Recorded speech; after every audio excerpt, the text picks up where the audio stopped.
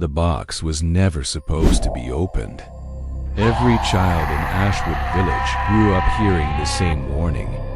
If you find the old wooden box, leave it where it rests. If you hear it whisper, close your ears. If it calls your name, run.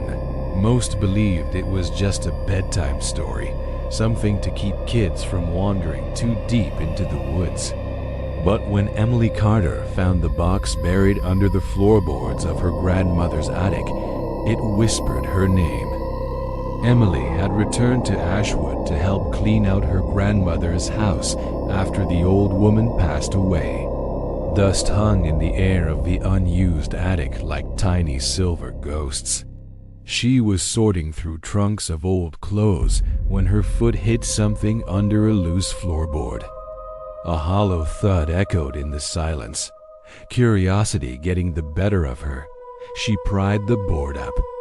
Underneath was a box. It was old, made of dark, carved wood, and wrapped in 3 rusted metal clasps. Intricate symbols covered the top spirals, runes, and one unsettling carving in the shape of a human mouth. The moment Emily's fingers brushed against the wood, she heard breathing. It wasn't coming from the room. It was coming from inside the box. She jerked her hand back, her heart hammering against her ribs. Then she heard it. A whisper, faint but unmistakable. Emily. She scrambled away so fast she nearly fell through the attic steps. "No," she muttered, slamming the floorboard back down. But the whisper came again, muffled but somehow clearer. "Emily, let me out." She didn't hesitate. She ran downstairs and didn't sleep a wink that night. The next morning, Emily asked her neighbor, Mrs. Dawn, about the box. The old woman's face drained of all color. "You found it," she whispered, her voice trembling. "Found what?" Emily asked, a knot tightening in her stomach. Mrs. Dawn grabbed her arm with surprising strength. "Listen to me carefully. That box belonged to the Carter bloodline. Your grandmother kept it sealed her whole life, and now that it's uncovered, it's awake." Emily swallowed hard. "What's inside it?" The old woman spoke so quietly, Emily barely heard the chilling words, a voice that grows louder. A promise that becomes a command. Emily tried to ignore it. She really did. She slept with headphones in. She left the TV on all night. She locked the attic door, hoping to contain the sound. But at exactly 2:13 a.m., she woke up to her name being whispered, not from the attic, but right there in her bedroom. "Emily." The sound seemed to vibrate through her very bones. Then she heard it. The attic floor creaked directly above her. Footsteps, slow, dragging, pacing back and forth. "Let me out," the voice breathed, a chilling sigh that filled the room. "I've waited so long." Emily grabbed her phone, turned on the light, and backed against the wall, her eyes fixed on the ceiling. "I'm not opening anything," she whispered to herself, a desperate mantra. But then something slid under her bedroom door. A tiny scrap of paper. She recognized her grandmother's shaky handwriting.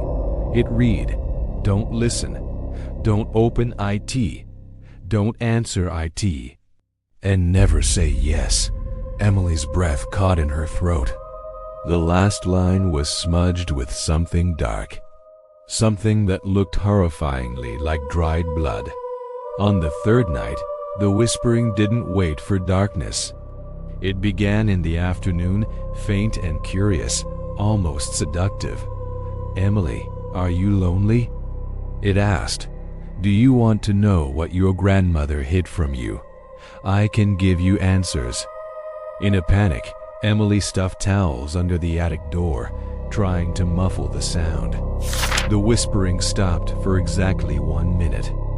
Then it started again, louder this time, A sharp, metallic sound echoed from above. Snap! One of the metal clasps had broken open. Then another. Snap! Emily froze, her stomach feeling like it was full of ice water. The third clasp began rattling violently, a frantic, metallic struggle. "No!" Emily shouted at the ceiling. "Stop!" The rattling stopped.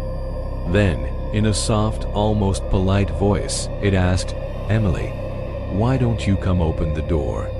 She backed down the hallway, every hair on her body standing on end. "No," she whispered. The voice was no longer gentle. It was everywhere now, seeming to come from the walls, the pipes, the air vents. "Say yes." It was a command. "Say yes." It grew louder, more insistent. "Say yes." Emily couldn't take it. She ran outside, gasping for air, and didn't come back until the sun was high in the sky. She returned to the house with one goal: destroy the box. But when she climbed the attic stairs, heart pounding, she found something unexpected lying on the dusty floor. It was a letter in her grandmother's handwriting again. "My dearest Emily," it began.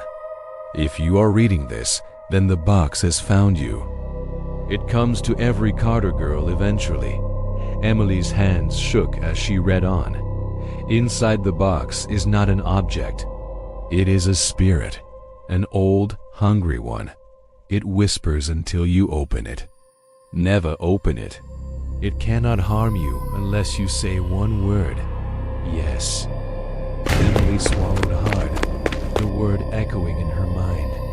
The letter ended with a desperate plea. "Promise me you won't let it out.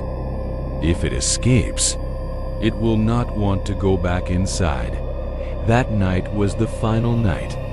Emily decided she had to end this. She carried a hammer, a can of lighter fluid, and a box of matches up to the attic. The box sat in the middle of the floorboards, unlatched, shaking gently as if it were breathing. The air felt heavy and unnaturally warm. The whisper changed. It was no longer pleading. It was excited. "Emily, you came back." Emily gripped the hammer, her knuckles white. "I'm going to destroy you," she declared. The box chuckled, a low, horrible sound that crawled under her skin. "You can't destroy what you belong to." Suddenly, the attic door slammed shut on its own. The lights died, plunging her into darkness. The floorboards began to vibrate beneath her feet. The box cracked open, not like a lid, but like a jaw. Something began crawling out. Long, spindly fingers of pure darkness, a pale, thin arm, a second arm. A hunched, distorted shape pulled itself into the world like a wet, newborn demon. "Emily." It purred, its voice now a physical presence in the room. "Say yes." She backed against the wall, raising the hammer. "No." The creature stepped fully out of the box. It was taller than a man. Its skin stretched too thin over its bones. Its face smooth and featureless except for a single slit of a mouth carved across it. It leaned close to her ear, its breath cold. "Say yes." Emily screamed and swung the hammer with all her might. The creature caught it midair, easily. Then it whispered, its voice a final terrifying offer. "Last chance." Emily trembled, staring into the darkness of its hollow face. It opened its mouth, and rows of teeth unfolded like jagged mirrors. "Say yes." Emily's heart pounded so hard she thought it would break her ribs. She took a shuddering breath and whispered her answer: "Nitrogen monoxide." The creature froze. Its body twisted, cracked, and began folding backward, sucked violently back toward the open box as if by a massive, unseen force. It let out a scream, a piercing, ancient roar that shook the entire house. The box snapped shut like a steel trap. And then, silence. Emily collapsed to her knees, gasping for air. The box lay still again. This time, its surface was cracked, and its whispers. "We're gone, for now." Emily sealed the box with heavy chains. She buried it under a layer of concrete in a storage unit far, far from town. She left Ashwood Village and never returned. But sometimes, late at night, when she can't sleep, she hears it. A faint sound of breathing coming from just behind her walls. And a faint, patient whisper. "Emily, you didn't destroy me. You only delayed me, because the box is patient, and it only needs her to slip up once. To hear her say the one word that will set it free again. Yes."